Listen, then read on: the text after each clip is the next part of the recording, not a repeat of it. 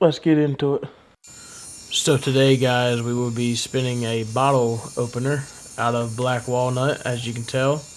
Right now, we're just getting it down to shape to where we like it. We're still tapering down, still tapering down.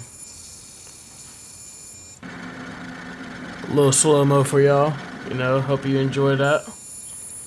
Now, right now, we're putting our little designs into the work, giving it that nice texture, I guess you could say.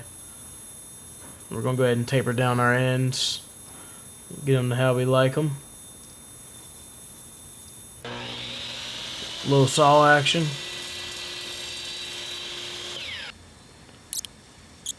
Putting on that cutting board oil. Full video out now, guys. Go check it out. Thank you for all the support. Hit that sub button for more content like this. We'll catch you in the next one.